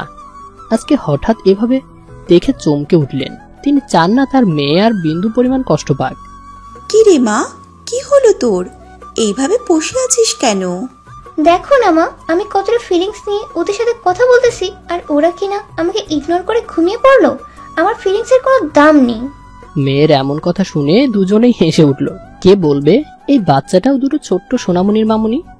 এই বাচ্চাদের সাথেও কেউ অভিমান করে? ওর বাবা মায়ের হাসি দেখে তিশা আরো গাল ফুলিয়ে ফেলেছে। তিশার মাথায় হাত বুলিয়ে দিচ্ছে। পাগলি মেয়ে, এই জন্য কেউ এইভাবে অভিমান করে? ওরা এখনো ফিলিংস বুঝতে শেখেনি। ওদের কাছে আগুন পানি দুটোই সমান। তুই যদি সারাদিন এইভাবে অভিমান করে থাকিস, তবুও কি ওদের আদেও তোর অভিমান ভাঙানো সম্ভব? তাই তো এতক্ষণ তো ভেবেই দেখেনি। ইস, আমার বাবুরা না আমাকে বোকা ভাবা শুরু করবে। ঠিক করে হেসে দিল তিশা। সাথে ওর বাবা মা যোগ দিল। যা, ফ্রেশ হয়ে আয়, তারপর কিছু খেয়ে নে। নিজের অবস্থা কি করেছিস একবার আয়নায় দেখেছিস? মায়ের কথা শুনে চুপ হয়ে গেল তিশা। তাই তো শেষ কবে আয়নায় নিজেকে খুঁটিয়ে খুঁটিয়ে দেখেছে, তাও মনে করা দায়। আগে তো সকাল টু সন্ধ্যা নিজেকে পরিপাটি করে রাখতো সায়নের জন্য, কিন্তু সেই মানুষটার যখন ফিরে তাকানোর সময় নেই, সেদিন থেকে কখনো আয়নার সামনে দাঁড়ানো হয়নি বা নিজেকে সজ্জিত করেনি। মেয়েকে মন খারাপ করতে দেখে নিজের কাছে খারাপ লাগা শুরু করে দিয়েছে। কবে যে মেয়েটা সম্পূর্ণ স্বাভাবিক হবে? এইভাবে হুতুম পেঁচার মতন বসে থাকিস না তো। মায়ের কথা চমকে উঠল তিশা। কি কি বললে তুমি? আমি হুতুম পেঁচা? বাবা, তুমি কিছু বলবে না? বের হও রুম থেকে। আজকে অনেক টাইম নিয়ে শাওয়ার নিল, টাওয়াল পেঁচিয়ে বের হয়ে আয়নার সামনে দাঁড়ালো। যাক, এখন কিছুটা হলেও মানুষের মতো দেখা যায়। এখন একটা ঘুমের প্রয়োজন, তাইলে পুরোপুরি মানুষের রূপটা ফিরে আসবে। তার আগে কিছু খেয়ে নেওয়া দরকার। খেয়ে এসে দুটো কলিজার টুকরোকে দুপাশে রেখে মাঝখানে নিজে শুয়ে পড়ল। 5টা নাগাদ ঘুম ভাঙলো। চোখ মেলে বাবুদেরকে দেখতে পেল না। মা নিয়ে গেছে। উফ, অনেক ঘুমালাম। নিজেকে যথেষ্ট সুস্থ, স্বাভাবিক আর ফুরফুরে লাগতেছে। চোখে মুখে পানি দিয়ে বারান্দায় গিয়ে দাঁড়ালো। বাবা আর মা তিশানকে নিয়ে বাগানে হাঁটছে। বারান্দায় আর দাঁড়িয়ে না থেকে নিজেও বাহিরে চলে গেল। অনেকদিন ফটো সেশন করে না। আজকে মনটা ফুরফুরে, আর ওয়েদারটাও খুব চমৎকার। অনেকগুলো পিকচার তুলল। সায়ন সকল সংকোচ পায়ে ঠেলে তিশার নম্বরে ডায়াল করে যাচ্ছে, বাট প্রতিবারই বন্ধ। এই পর্যন্ত অগণিত ফোন দেওয়া হয়েছে, তবে বিশেষ লাভ হচ্ছে না। তিশার এক্সামের রেজাল্ট দিয়েছে, সরকারিভাবে রাজশাহী নার্সিং কলেজে চান্স পেয়েছে। সকল খুশির যেন বাঁধ ভেঙে গেছে আজ। তিশার ইচ্ছে অনুযায়ী এখানকার বাসা বিক্রি করে দিয়ে পুরো ফ্যামিলি পাড়ি জমালো রাজশাহী। হেনা এখন সম্পূর্ণ সুস্থ। হেনা, সায়ন আর সায়নের বাবা মা তিশাদের বাড়িতে আসলো। কলিং বেল বাজানোর শব্দে এক অপরিচিত মহিলা এসে দরজা খুলে দিল। কাকে চাই? আমরা তিশা শ্বশুর বাড়ি থেকে এসেছি। ওনারা কি বাসায় আছে? জি না, ওনারা তো 1 সপ্তাহ হলো এবারে বিক্রি করে দিয়েছে। বিক্রি মানে? তাইলে ওনারা কোথায় থাকে এখন? সরি, সেটা তো আমরা জানি না। এক বুক আশা নিয়ে এসেছিল, কিন্তু ভাগ্য এতই খারাপ যে দেখাটুকু কপালে জুটল না। ওর সকল আত্মীয় স্বজন কারো কাছ থেকেই সঠিক কোনো তথ্য বের করতে পারেনি। হন্যে হয়ে খুঁজছে। নতুন পরিবেশে খাপ খাইয়ে নিয়েছে তিশা।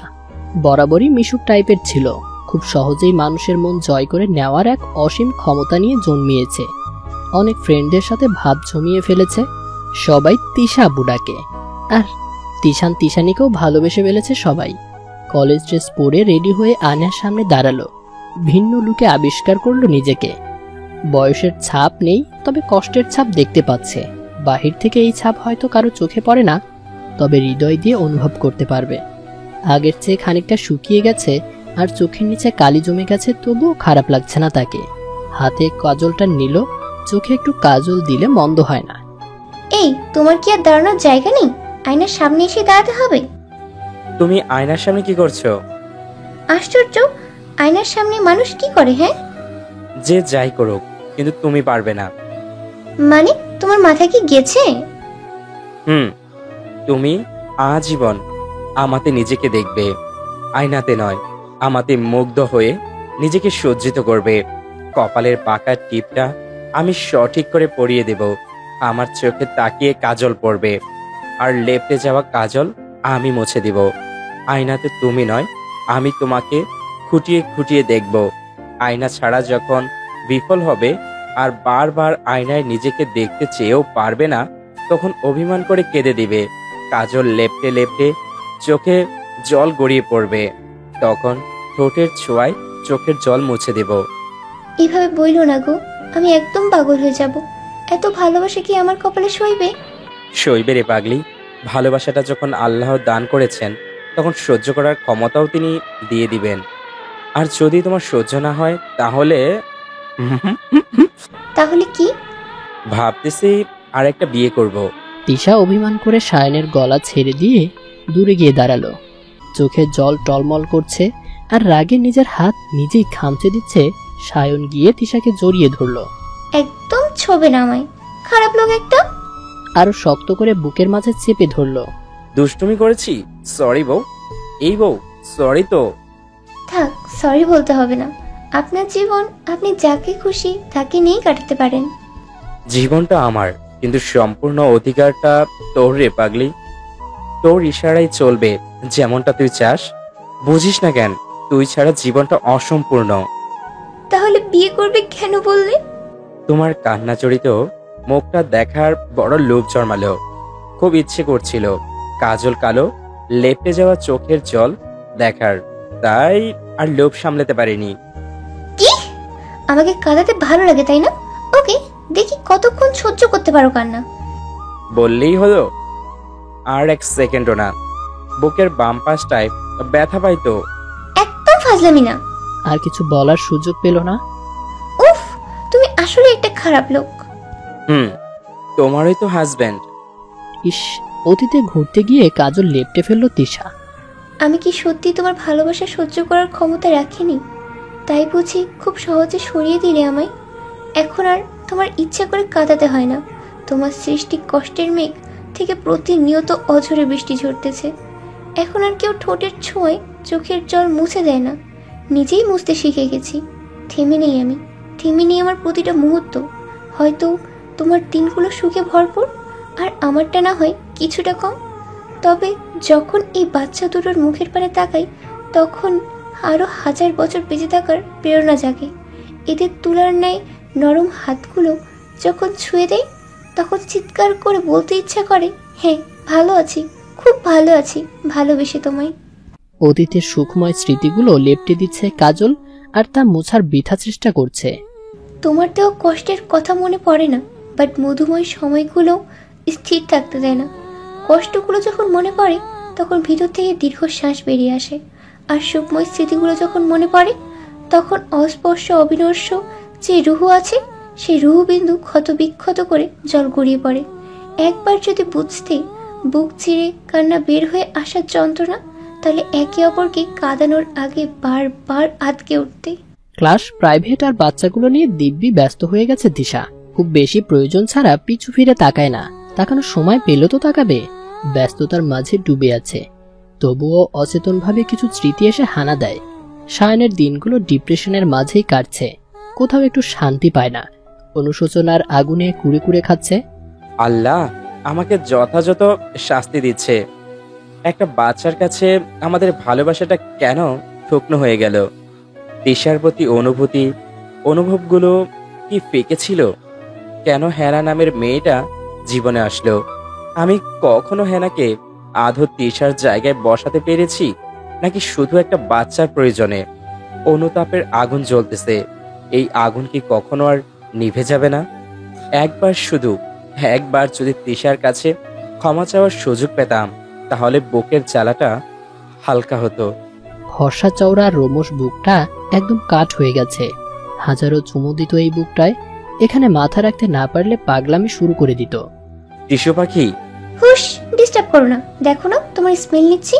জানো, তোমার শরীরের স্মেলটা যখন নিঃশ্বাসের সাথে শিরা উপশিরার মাধ্যমে শরীরের প্রতিটা রক্তকণার সাথে মিশে যায়, তখন এক অনাবিল শান্তি চলে আসে।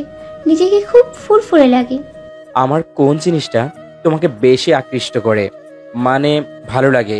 তোমার রোমশ বুকটা আমাকে পাগল করে দেয়। এখানে মাথা রাখলে নিজেকে ধনী মনে হয়। পাগলি একটা। যদি কখনো এই বুকটা আকৃষ্ট না করে, তাহলে তোমার ওই চোখ, যে চোখের দিকে তাকালে নিজেকে আর নিজের মাঝে খুঁজে পাই না, ডুবে যাই ভালোবাসার অতলে।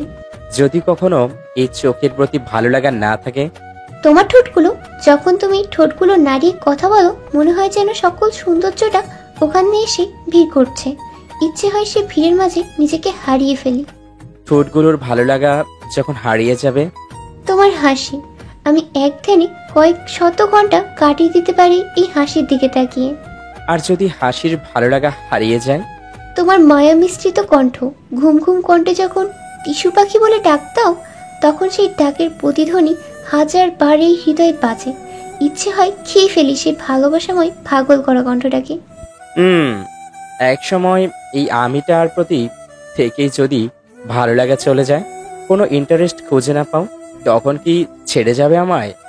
একদম খুন করে ফেলবো, তারপর এই বুকের ঘরে তোকে সমাধি দেব। এই, তুই কি আমার কোনো ভালো লাগার কোনো বস্তু? হ্যাঁ, এত ভালো লাগা খুঁজিস কেন? এই ছেলে শোন, তুই আমার ভালো লাগা না, যে কিছুদিন পর পর হারিয়ে যাবে। ভালোবাসা, ভালোবাসা বুঝিস? তুই আমার ভালোবাসা, শুধু এই জন্মে না, ইহকাল পরকালেও এই ভালোবাসা বিরাজমান থাকবে। যদি কখনো তোর প্রতি আমার ভালোবাসার কমতি পাস, সেদিন বুঝবি এই দুনিয়াতে আমি নেই। তোকে ছাড়া আমি অসম্পূর্ণ, তুই আমার পরিপূর্ণতা। চোখ ভিজে উঠল সায়নের। বড্ড মিস করছে। পুরুষ মানুষদের কাঁদতে নেই, তাদের কান্না বুকের ভেতরই ঝরে। তিশা, আমি বলবো না তুমি ফিরে আসো, তবে একটু ক্ষমা চাওয়ার সুযোগটা দিও। হেনা শাওয়ার নিয়ে বের হয়ে দেখে সায়ন বারান্দার চেয়ারে বসে মাথা হেলিয়ে আছে। কাঁধে কারোর স্পর্শ পেয়ে চমকে উঠল সায়ন। পিছু ফিরে তাকালো। ওহ, তুমি কখন আসলে অফিস থেকে? এই তো। কোনো খোঁজ পেলে? তিশার খোঁজের কথা জানতে চেয়ে বুকটা জ্বলে যাচ্ছে, কিন্তু নিরুপায় সে যে অক্ষম। তিশার অক্ষমতার কারণে তাকে এই ঘরে এনেছে, কিন্তু সেই পূর্ণতা তিশার দ্বারাই হলো। মাঝখানে অপূর্ণতায় জড়িয়ে নিল নিজেকে। হয়তো এক নারী হয়ে অন্য নারীর সংসার কেড়ে নেওয়ার শাস্তি ছিল এটা। হাসপাতাল, সংসার আর বাচ্চাদের ভবিষ্যৎ নিয়ে খুব ব্যস্ত আছে তিশা। সায়নের সংসারে কোনো তাড়া নেই, আর নেই কোনো ব্যস্ততা। জীবনটা বোর হয়ে উঠেছে, আর মন মানসিকতা তো অবশ্যই। সারাক্ষণ ছটফট করে কাটাচ্ছে হেনা। হেনা, এই হেনা, কি হয়েছে? আসছি তো। চোখ বুজে হাত বাড়াও। উফ, আচ্ছা। সায়ন দুটো টিকিট বের করে হেনার হাতে দিল। এবার চোখ খোলো। টিকিট? হ্যাঁ, অফিস থেকে 7 দিনের ছুটি নিয়েছি, আর পুরো ছুটিটা কক্সবাজারে কাটাবো। হেনা আনন্দে সায়নকে শক্ত করে জড়িয়ে ধরল। অনবরত কেঁদেই চলেছে, কাঁদবেই না বা কেন? এই 4 বছর 4 মাস পর সায়ন তাকে নিয়ে ঘুরতে যাবে। এই কয়েকটা বছর নরকের যন্ত্রণার মতো কাটিয়েছে। সায়ন নিজেকে সামলে নিয়েছে জোর করে। আর যাই হোক, ভাগ্যকে বদলানো যায় না, তাই যে কয়েকদিন বেঁচে থাকবে স্বাভাবিকভাবেই বেঁচে থাকবে। কিন্তু আজও তিশাকে খুঁজে বেড়াচ্ছে, তবে বিফলই হচ্ছে। রাতে খাওয়া দাওয়া সেরে হেনার লাগেজ গুছাচ্ছে, আর সায়ন হেল্প করছে। তিশা তার রাজকন্যা আর রাজপুত্রকে নিয়ে ছাদে বসে গল্প করছে। দিনের বেলা একদমই সময় দিতে পারে না ডিউটির জন্য, আর মাঝে মাঝে রাতেও জরুরি ডিউটি পড়ে যায়। সেদিন তাদের কি যে অভিমান, রাতে তাদের মামুনিকে কাছে চাই। তাই তিশা রাতে খুব কম ডিউটি করে। নানা ভাই আর নানুর সাথে তাদের ভীষণ ভাব, তারাও খুব ভালোবাসে এই মাটির পুতুল দুটোকে। মামুনি। জি বাবাই। সবার বাবা আছে, আমাদের বাবা কোথায়? ছেলের প্রশ্ন শুনে আচমকা চমকে উঠল তিশা। প্রথম যখন কথা বলতে শিখেছে, সেই সময় একদিন ডিউটি শেষ করে বাসায় এসে ফ্রেশ হয়ে মায়ের কাছ থেকে বাচ্চাদের নিয়ে রুমে আসলো তিশা। সারাদিনের ক্লান্ত ক্লান্ত শরীরটা আর মনটা নিয়ে যখন বাসায় ফিরে নিজেকে খুব অবশ মনে হয়, কিন্তু বাসায় এসে এই মায়াময় মুখ দুটোর দিকে তাকালেই অনাবিল শান্তি বয়ে যায়। বুকের সাথে জড়িয়ে নিলে ক্লান্ত বুকটা শান্ত হয়ে যায়। সারা শরীরে আদরের পরশ দিলে ক্লান্ত দেহটা সতেজ হয়ে ওঠে। মাত্র মুখ থেকে আ বুলি বের হচ্ছে। ওদের অস্পষ্ট শব্দগুলো তিশাকে পাগল করে দিচ্ছে। তিশা বারবার মামুনি বলানোর চেষ্টা করছে, কিন্তু তিশিন আর তিশান একদমই নারাজ। তারা তাদের মতো কথা বলছে। তিশা যখন ব্যর্থ হয়ে বালিশে নিজেকে হেলিয়ে দিল, ঠিক তখনই দুজনই আধো আধো কণ্ঠে বাবা ডেকে উঠল। সেদিনও তিশা চমকে গিয়েছিল। বাবার স্পর্শ তো দূরের কথা, সেখানে বাবার দেখাটাও আজও মেলে নাই। সেখানে এদের মুখের প্রথম ভাষা বাবা শুনে আঁতকে ওঠারই কথা। এতদিনে ভুলেই গিয়েছিল যে এরা তিশার একার সন্তান না। হ্যাঁ, এদের বাবা আছে। এই সন্তান যখন বড় হয়ে বাবাকে জানতে চাইবে, তখন এদের কি জবাব দেবে? তার সন্তান বেড়ে ওঠার পথে এই একটা প্রশ্নই প্রভাব ফেলতে যথেষ্ট। প্রথম যখন বাচ্চা পেটে আসে, কতই না স্বপ্নের বীজ বুনেছিল। তখন মনে হয়েছিল সুখরা যখন আসে দল বেঁধেই আসে, একদিন বাচ্চাদের প্রথম ডাক কি হবে তা নিয়ে সে কি খুনসুটি। সায়ন অফিস থেকে এসেই পেটের কাপড়টা সরিয়ে অনেকগুলো আদর দিল, হাত বুলিয়ে দিল, তারপর পেটের উপর মাথা রেখে ভেতরটা অনুভব করতে চেষ্টা করছে। এই কি করছো? আমার সোনামণিদের সাথে জরুরি মিটিং করতেছি, ডিস্টার্ব করো না তো। তুমি সত্যিই পাগল। টিস্যু? এই টিস্যু বা কি? কি কানে শুনতে পাও না? রেগে যাচ্ছ কেন ময়নাটা? জানো বাবাইটা কি বলেছে? ভ্রু কুচকে কি জানতে চাইলো। বলেছে, বাবা জানো আমি যখন কথা বলতে শিখবো তখন তোমাকেই ডাকবো প্রথম। না একদমই না, ওর মামনিকে ডাকবে। ধুর, আমাকেই ডাকবে বলেছে। আচ্ছা টিস্যু পাখি, আধো আধো কণ্ঠে যখন বাবা বলে ডাকবে তখন অনুভূতিটা কেমন হবে বলতে পারো? ইস, আমার তো ওর মুখে আধো ভাষায় বাবা শুনতে আর তর্স হইছে না। এই গন্ডার হনুমান কুত্তা, আমার বাবাই শোনাটা আমার ভিতর বেড়ে উঠেছে, তাই ওর মামনিকে ডাকবে। তুমি দেখো বাবাইকে ডাকবে। হ্যাঁ গো, তোমার ধারণাই সঠিক। তোমার কলিজার টুকরোগুলো বাবাইকেই ডাকলো, বাট ওদের ডাক শুনে পাগল হয়ে যাওয়া বাবাটা যে ওদের নেই, আজ এই বাবা শব্দটাই ওদের চলার পথে বাধা হয়ে যাচ্ছে। ও মামুনি, কি হলো? বলছো না কেন? আমাদের বাবা কোথায়? মেয়ের ডাকে হুঁশ ফিরে পেল তিশা। কথা বলতে শেখার পর থেকে কয়েক শতবার এই প্রশ্নের মুখে পড়তে হয়েছে, বারবারই এড়িয়ে যাচ্ছে। আকাশের সবচেয়ে উজ্জ্বল নক্ষত্রটা দেখতে পারতেছো না? ওইখানেই তোমার বাবা থাকে। আমাদের কাছে আসবে না মামুনি? ক্লাসে সবাই বাবার গল্প করে, তখন খুব মনে পড়ে বাবাকে। ম্যাম যখন বাবা মা নিয়ে রচনা লিখতে বলে, সেই প্রথম থেকে শুধু মাকে নিয়েই লিখেছি। জানো মামুনি, খুব ইচ্ছে করে বাবাকে নিয়ে কখনো লিখতে। বাচ্চাদের কথা শুনে চোখের জল আটকে রাখতে পারছে না তিশা। ওদের কথাগুলো বুকে প্রচন্ড আঘাত করছে। বাবাকে খুব প্রয়োজন তোমাদের? ভীষণ মিস করি। যখন সবাই বাবা তার ছেলে মেয়েকে আদর করে, আমাদেরও খুব ইচ্ছে হয় বাবার কোলে চড়তে। বেশ, তাহলে আমি ওই দূর আকাশের ধারা হয়ে যাই আর তোমাদের বাবাকে পাঠিয়ে দিই। মায়ের মুখে এমন কথা শুনে বাবার মতো মাকে হারানোর ভয়ে দুটো বাচ্চাই মায়ের চোখের জল মুছে দিয়ে বুকের সাথে লেপ্টে রইল। না মামুনি, এ কথা বলবো না, তোমাকে ছাড়া আমরা বাঁচতে পারবো না। তাহলে আর বাবার কথা জানতে চাইবে না তো? প্রমিস, আর কখনো না। প্লিজ মামুনি, তুমি কেঁদো না, তাহলে বড্ড কষ্ট হয়। অনেক রাত হয়েছে, এখন ঘুমাবে, নয়তো ক্লাস মিস করবে। বাচ্চাদেরকে রুমে নিয়ে এসে ঘুম পাড়িয়ে দিয়ে বারান্দায় গিয়ে দাঁড়ালো। চোখে ঘুম নেই, সবকিছু ভুলে গিয়ে নতুন করে বাঁচতে শিখেছে সন্তানের মুখের পানে চেয়ে। আজ সেই সন্তানই বারবার অন্ধকার অতীতটাকে সামনে টেনে নিয়ে আসছে। সায়নরা খুব ভোরেই উঠে রওনা দিল। হেনার মনটা খুব ভালো লাগছে। এতদিনে কিছুটা হলেও মনের যন্ত্রণাটা হালকা করার সুযোগ পেল। সায়নের কাঁধে মাথা রেখেই ঘুমিয়ে গেছে হেনা। কক্সবাজারে পৌঁছে হোটেলে গিয়ে কিছুক্ষণ রেস্ট নিয়ে বিকেলবেলা সমুদ্র সৈকতে দেখতে বের হলো। প্রতিদিনের মতো আজকেও তিশিন আর তিশান তার নানু আর নানা ভাইয়ের সাথে হাঁটতে বের হলো। মেয়েটা একদম তিশার কার্বন কপি। সমুদ্র বুঝি এর জীবনের একটা পার্ট। সমুদ্র দেখলে আর স্থির থাকতে পারে না, উত্তল ঢেউ তাকে হাতছানি দিয়ে ডাকে একটু ছুঁয়ে দেখার জন্য। তাই তো প্রতিটা বিকেল সকাল পাগল করে তোলে সমুদ্র দেখার জন্য। তিশিন, আসতে নানু ভাই, পড়ে যাবে তো। বলতে না বলতেই ওদের বিপরীত দিক থেকে আসা এক দম্পতির সাথে ধাক্কা লাগে। দুর্ভাগ্যবশত ওনাদের হাতে থাকা আইসক্রিম বক্সটা পড়ে যায়। তিশিন একবার ওনাদের দিকে তাকিয়ে চোখ বন্ধ করে ফেলল আর মায়াজড়িত কণ্ঠে ভয়ে ভয়ে সরি বলছে। সায়ন কয়েক মুহূর্তের জন্য থমকে গেল। বাচ্চাটা বোধহয় শুধু মায়া দিয়েই তৈরি। ওর সরি বলা, ভয় পেয়ে ড্রেস খামচে ধরা, বুকের ভেতরটায় ধুকপুক সৃষ্টি করে ফেলছে। তিশাকে প্রথম যেদিন দেখে ভার্সিটির নবীনবরণ অনুষ্ঠানে, সায়ন তখন ফাইনাল ইয়ারের ছাত্র। তাড়াহুড়ো করে গেট দিয়ে ঢুকছে, ঠিক তখনই কারোর সাথে ধাক্কা লেগে হাতে থাকা কাগজগুলো পড়ে যায়। তিশা পড়ে যাওয়া কাগজগুলো কুড়িয়ে হাতের মুঠোয় নিয়ে সায়নের দিকে বাড়িয়ে দিল। এতক্ষণ ফোনে কথা বলায় ব্যস্ত ছিল, কাগজগুলোর দিকে হাত বাড়িয়ে মেয়েটার দিকে অবাক চোখে তাকিয়ে রইল। নীল বোরকা, নীল হিজাব পরা একটা মায়াবিনী, ঠোঁটগুলো হালকা গোলাপি। ভয়ে চোখগুলো বন্ধ করে আছে, আর এক হাত দিয়ে কাগজগুলো সায়নের দিকে বাড়িয়ে দিয়ে অন্য হাতে বোরকা খামচে ধরে আছে আর ভয়ার্ত মধু মিশ্রিত কণ্ঠে সরি বলে যাচ্ছে। সেদিন তার এই বহু মিশ্রিত রূপ সায়নকে ঘায়েল করেছিল। হেনা শক্ত করে সায়নের হাত চেপে ধরায় চোখের পলক ফেলল সায়ন। সামনে তাকিয়ে দেখে পরীটা নেই। হেনা বুঝতে পারলো সায়ন বাচ্চাটাকে খুঁজছে। বাচ্চাটাকে খুঁজতেছ? এক মুরব্বী এসে সরি বলে বাচ্চাটাকে নিয়ে গেল, তোমার তো কোনো খেয়ালই ছিল না।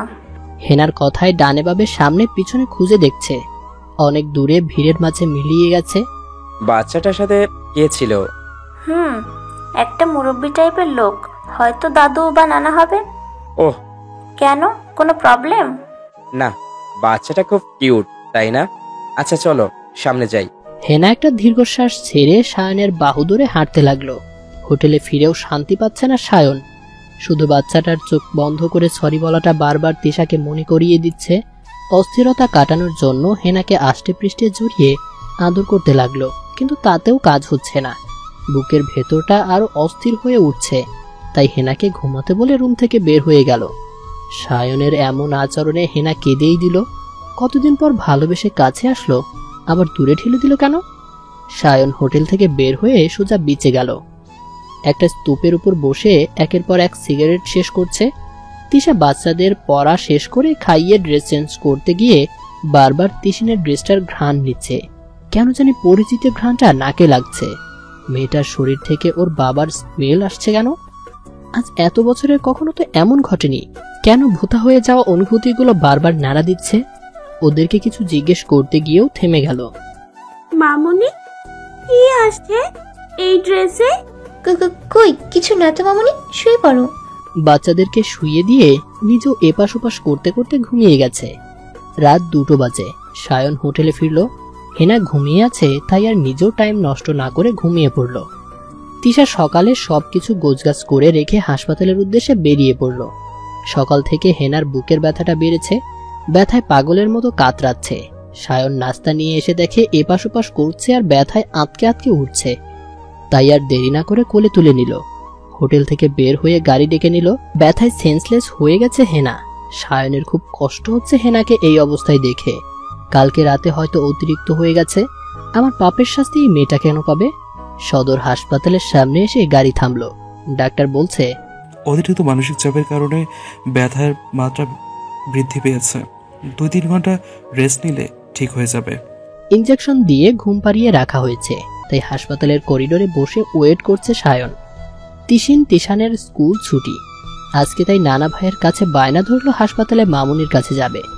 হাসপাতালে আসলেই সকলকে মাতিয়ে রাখে ওদের তোতা পাখির মতো অনবরত কথা দিয়ে। ওদের চিল্লাপাল্লার শব্দে পেশেন্টদের প্রবলেম হতে পারে, তাই তিশা হাসপাতালে আসতে দেয় না। আর সকলে খুব আদরও করে। এমনকি ওর বাচ্চাদের কেউ আদর না করে থাকতে পারে নাকি? আরে আমাদের তোতা পাখিরা আছে, কেমন আছো সোনারা? খুব ভালো আঙ্কেল। আমাদের কথা মনে আছে তাহলে? খুব মিস করি আন্টি তোমাদের, তাই তো চলে এসেছি দেখতে। ওরে তোতা পাখিরা। ওদের তোতা পাখির মতো কণ্ঠটা সায়নের কানে গিয়ে বিঁধল। সামনে তাকিয়ে দেখে দুটো রাজকন্যা আর রাজকুমার দাঁড়িয়ে আছে। তিশিন সায়নকে দেখে ভয়ে চোখ বন্ধ করে ফেলল। বাচ্চাটার এভাবে ভয় পাওয়া দেখে সায়ন আনমনে হেসে ওঠে। ওদের দিকে এগিয়ে গেল। তিশানের মাথায় হাত বুলিয়ে তিশানকে কোলে তুলে নিল। কি নাম তোমার আম্মু? তিশিন পিট করে তাকালো। সায়ন মেয়েটার দু চোখে চুমো দিল। ইস, কতটা মায়া দিয়ে তৈরি বাচ্চাগুলো। চেয়ারে বসে দুই বাচ্চাকেই কোলে বসিয়ে কথা বলছে। দুজনেই সায়নের দিকে তাকিয়ে আছে। হয়তো অন্তরের সুতোয় টান লেগেছে। তারা যে একই সুতোয় বাঁধা। কি হলো মামুনি, কথা বলো না? আমার নাম তিনিশ, মাহবুবা স্বর্গ। নামটা শুনে বুকের ভেতর মোচড় দিয়ে উঠল। আর তোমার নাম কি বাবাই? তিশান মাহবুব শব্দ। সায়ন বাচ্চাদের বুকের সাথে চেপে ধরলো। কেন জানি বুকে অনাবিল শান্তি পাচ্ছে। বারবার আদর করছে। অফিস কক্ষে বসে বাচ্চাদের চিল্লানির শব্দ শুনতে পেল তিশা। উফ, সুযোগ পেলেই হাসপাতালে চলে আসে। ওদের চিল্লানির শব্দে পেশেন্টের প্রবলেম হয়, তবুও বাবা ওদের কেন যে নিয়ে আসে? একা একা বিড়বিড় করতে করতে অফিস কক্ষ থেকে বের হয়ে আসলো। যত সামনে এগোচ্ছে সেই পাগল করা স্মেলটা নাকে লাগছে। আজ এত বছর পরও এই স্মেলটা ভোলেনি। নিশ্চয়ই সায়ন আশেপাশে কোথাও আছে। তোমার আম্মু আব্বুর নাম কি? কি করে? কই থাকে? আম্মু আব্বু শব্দটা ওদের কাছে অপরিচিত, তাই সায়নের মুখের দিকেই তাকিয়ে বোঝার চেষ্টা করছে। তখনই কেউ একজন বলে উঠল, তিশা মাহবুব ওর মামুনি এই হাসপাতালে বিএসসি নার্স হিসেবে কর্মরত আছে। সায়ন পিছে ফিরে দেখে ক্রিম কালারের শাড়ির সাথে সাদা অ্যাপ্রন, চোখে চশমা পরা এক নারী দাঁড়িয়ে আছে। এটা যার কেউ না, তারই তিশা। একদম হাসিময় মুখ, আগের চেয়ে অনেকটাই মুটিয়ে গেছে। দেখতে রসগোল্লা রসগোল্লা লাগে, অনেকটা সুন্দরীও হয়ে গেছে, যার ভেতরে নেই কোনো না পাওয়ার বেদনা, নাই কষ্টের ছাপ। দু চোখ ভর্তি কাজল। যখন সংসার ছেড়ে এসেছিল তখন চোখ দুটো শুষ্ক ছিল, যেখানে ছিল একরাশ হাহাকার। তবে কি এই চোখের কাজল পরানোর দায়িত্বটা অন্য কেউ নিয়েছে? সেটাই কি স্বাভাবিক না? চোখ দুটো ভিজে উঠল সায়নের। তিশা এখনো ঠোঁটে হাসি টেনে দাঁড়িয়ে আছে। তিশিন আর তিশান দৌড়ে মামুনিকে জড়িয়ে ধরল। সায়নের মুখ থেকে অস্পষ্ট শব্দে বের হয়ে আসলো, তিশা? হ্যাঁ তিশা। দূর আকাশের তারা হিসেবেই ওর বাবা ওদের কাছে পরিচিত। মানে? বুঝলেন না? যারা খুব ভালো লোক ওনারা আকাশের তারা হয়ে যায়। ওদের বেড়ে ওঠার জন্য ওর মামুনিই যথেষ্ট। তিশু? কত বছর পর তিশু ডাক্তার শুনে কয়েক সেকেন্ডের জন্য থমকে যায় তিশা, তবুও নিজেকে সামলে নেয়। তাহলে চিনতে পেরেছেন? যাক, ধন্য হলাম। তা বউ বাচ্চা নিয়ে ঘুরতে এসেছেন নাকি? এরপর সায়ন তার সাথে ঘটে যাওয়া সকল ঘটনা বলল। তিশা এক বুক করুণা নিয়ে ওদের দিকে তাকিয়ে আছে। এত কিছু ঘটে গেল অথচ কিছুই জানলো না। সায়নের চোখে মুখে অনুশোচনার আগুন দেখতে পাচ্ছে। অনেক খুঁজেছি তোমায় পাগলের মতো, কিন্তু কোথাও একটু খোঁজ মিলল না। আমার আমিটা পড়ে গেছি অপরাধ বোধের আগুনে। তোমার ক্ষমাটা খুব বেশি প্রয়োজন আমার। আপনার প্রতি আমার কোনো অভিযোগ নেই, নেই কোনো রাগ বা অভিমান, তাই ক্ষমা চাওয়ার প্রয়োজন নেই। সবটুকু জোরেই কি ঘৃণার বসবাস? মিথ্যা বলবো না, হ্যাঁ প্রচন্ড ঘৃণা। কোথাও যদি এক ফোঁটা ভালোবাসা জমে থাকে তার বিনিময়ে ক্ষমা করে দাও। আপনার জন্য যে অনুভূতিগুলো ছিল সব ভোতা হয়ে গেছে, আর অনুভবে শ্যাওলা পড়ে গেছে। আর ভালোবাসা? সেটা কালো মেঘ হয়ে বাসা বেঁধে গেছে। যদি খুব বেশি নাড়া পড়ে সেখানে কিছুক্ষণ বৃষ্টি ঝরে বুক চিরে, এইটুকুই। অপরাধ থাকলে না হয় ক্ষমা করব। অপরাধ আপনার ছিল না, অপরাধ ছিল আমার। আপনাকে বিশ্বাস করা ছিল আমার অপরাধ, আপনাকে ভালোবাসা ছিল আমার অপরাধ।